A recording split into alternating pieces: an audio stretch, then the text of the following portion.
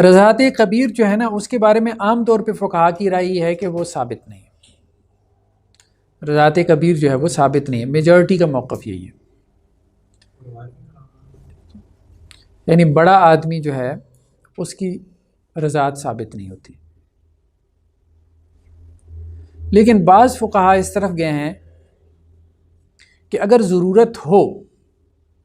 تو پھر رضاعت کبیر جو ہے وہ ثابت ہو جاتی ہے، ضرورت ہو جہاں پہ، جیسا کہ اللہ کے رسول صلی اللہ علیہ وسلم نے جو ہے وہ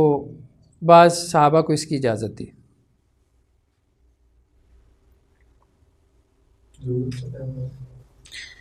اللہ کے رسول صلی اللہ علیہ وسلم کے پاس جو ہے وہ ایک خاتون آئی،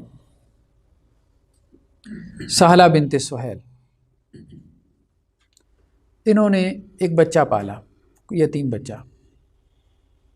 ان کے جو شوہر تھے ان کا نام جو ہے وہ حذیفہ تھا، بچے کا نام سالم تھا۔ وہ بچہ اب بڑا ہو گیا، جیسے ہمارے یہاں لوگ اڈاپٹ کر لیتے ہیں نا، اب پھر پردوں کے مسائل پیدا ہوتے ہیں نا،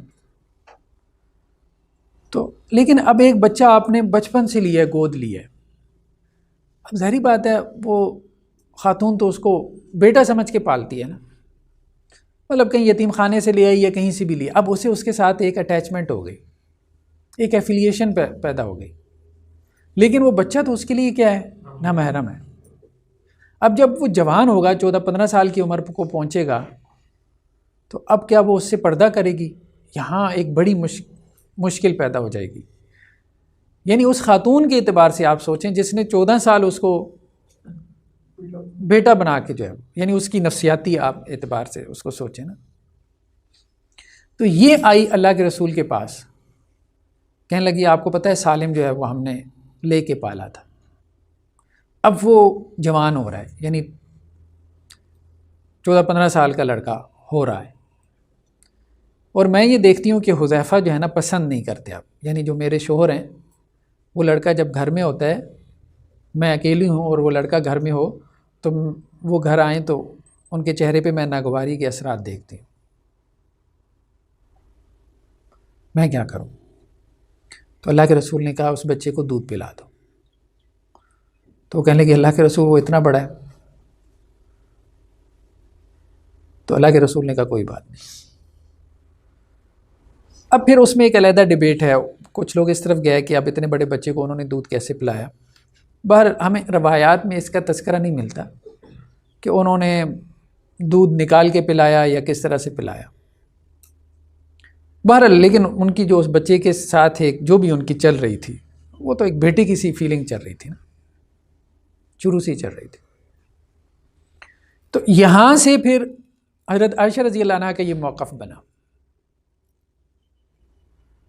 وہ کیا کرتی تھی کہ جو لوگ ان کے پاس علم حاصل کرنے کے لیے آنا چاہتے تھے تو وہ ان سے پھر رضائی رشتہ قائم کرتی تھی اور ان کو اپنے پاس اجازت دے دیتی تھی آنے کی، تو یہ بھی روایات میں ہمیں ملتا ہے۔ جیسا کہ حضرت عروہ کہتے ہیں کہ ام المومنین حضرت عائشہ رضی اللہ عنہا مردوں میں سے جس کو چاہتی تھیں کہ وہ ان کے پاس آئیں تو وہ اپنی بہن ام کلثوم کو کہتی تھی، اور اسی طرح اپنی بھانجیوں کو کہتی تھی کہ وہ ان کو اپنی رضائی اولاد بنا لیں۔ تو یہاں سے بعض فقہا اس طرف گئے کہ اگر ضرورت ہو، عام نہیں، اگر ضرورت ہو کہیں پہ کوئی مسئلہ بہت پھنس جائے تو وہاں رضاعت کبیر ثابت ہو جاتی ہے، جیسے ہم نے کہا حضرت سالم کا کیس، عام نہیں، عام ثابت نہیں ہوتی۔